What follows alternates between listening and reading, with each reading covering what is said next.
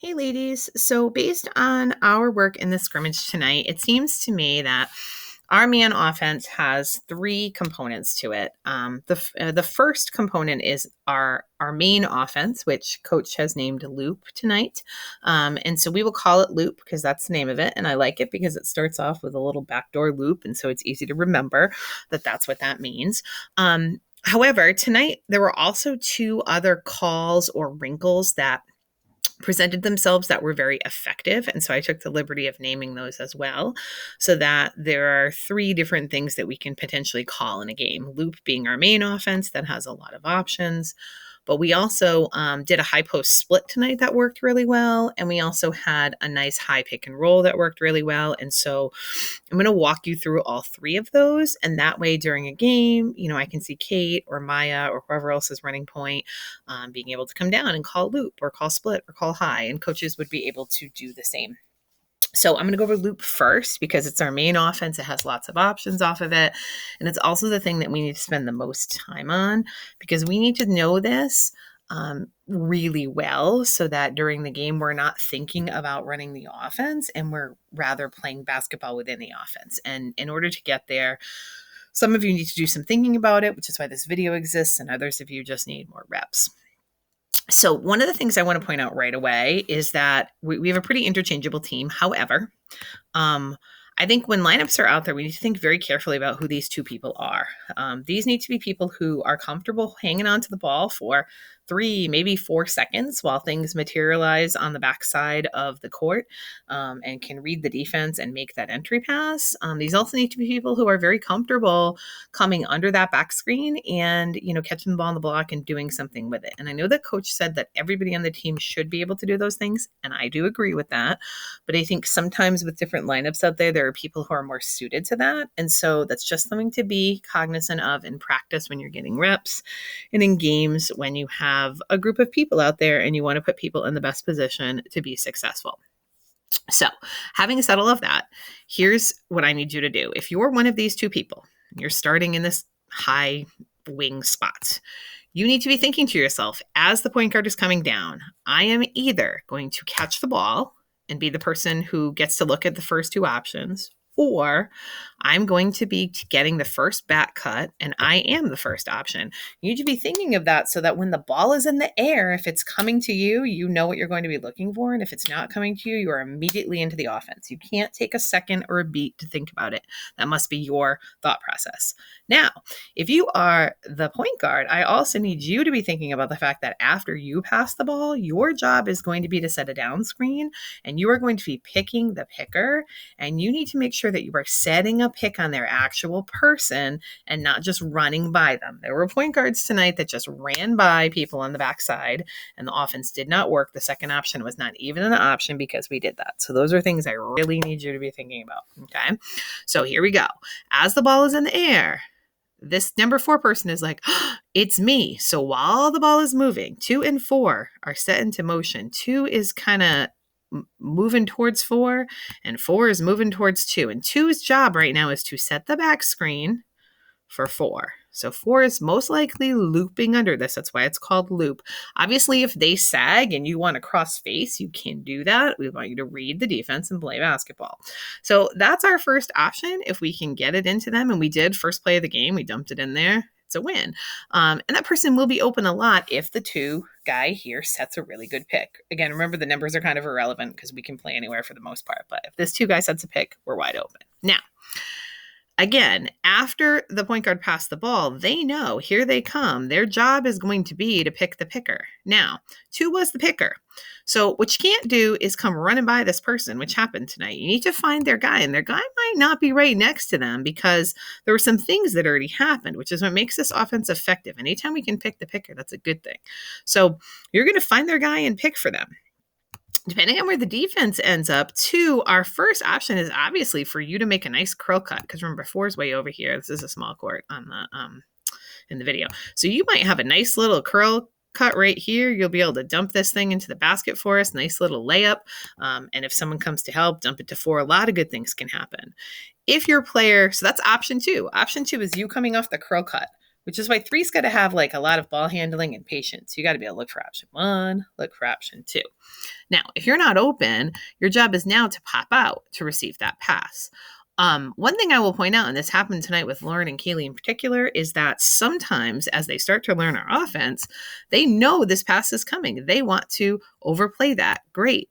Pop out and then pop right back. We'll take a little jumper, around the elbow or the free throw line. That's totally fine as well. So after that's happened, remember the one just picked down, you're widening out because this is kind of like a 5-out set. Okay. And the ball is the ball's on its way back up to the top of the key. As that's happening, the person who was the loop guy is now going to set this little flex cut. So this is the third option. The third option is this little flex cut along the bottom. Here comes the 5. You can come under it. You can come over it. We're going to hit you in here if we can for a little bucket. Now, make sure you settle in there. Some of you just like to run by with you're the option. You're the third option. If you don't get the ball, you're coming back to the corner and we are literally reset in the exact same position we were before. But people are in different spots. So again, I need these two people to be thinking, if I catch the ball, I'm going to be the person looking for the options. If I don't catch the ball, I'm immediately the loop guy. So let's say the ball gets swung here. We'll do one more rotation for you. As soon as that happens, 4 is on their way to set the pick. 3's on their way. You two are moving towards each other, but 4 is the one setting the back screen. 3 is the loop guy. Here's hopefully option number 1. All right. If they stay with us, if they play you, as soon as this person at the top of the key passes the ball, here's the second move. You're coming to set a down screen. You have to screen their guy. And here's our second option. Nice little curl cut. That isn't open.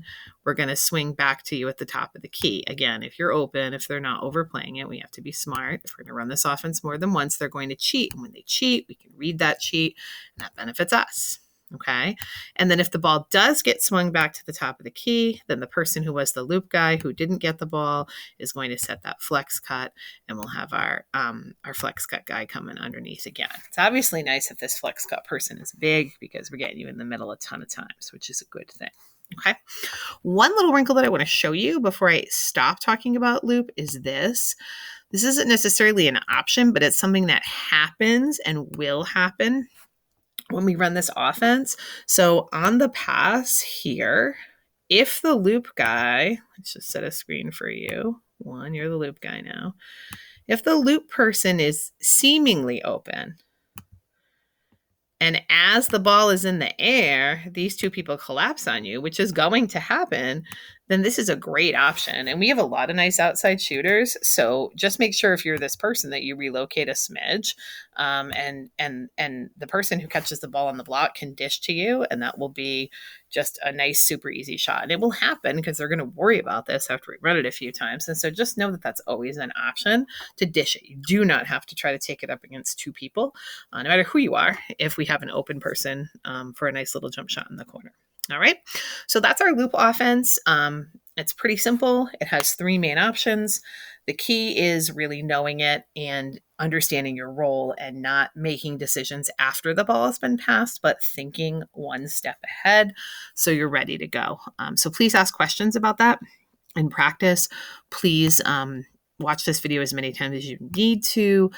Please learn one spot really well at first and play that role, and then learn another one if you need to, although this is pretty continuous. So at the end of the day, if we run it all the way through, you could end up anywhere anyway, but definitely you can start somewhere and learn that piece, and just let us know if that's who you are and where you're at right now. We can support you.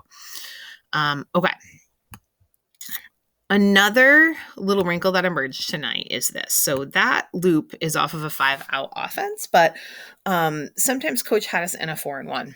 And a 4-and-1 is essentially just 4 of us out and 1 inside. It happened to be Charlotte a lot tonight and Kate. So what we ran out of this high post set was something called split. So this is something I think we can totally call, like, let's run split. Now, obviously, if we're running split, the ball needs to get entered into the high post, but we can't force it in there. So if we call split and we get over half court and that person is not open, then we don't run it. Then we just pass the ball and pick, or pass the ball and cut, and we don't necessarily need to run the split offense. But If we can't enter it into the high post, it's called split because we're going to split the post. So here comes the ball. And as that happens, the person who passed it is going to first cross here and look for a handoff, which we got tonight one time for a layup, pretty easy. 5 just handed it off. So 5 can't turn around and face the basket. If we call split, this is not for you, 5. This is not for you to shoot the ball. This is for you to have 2 options first. So 2 is going to cross your face and might get that pass.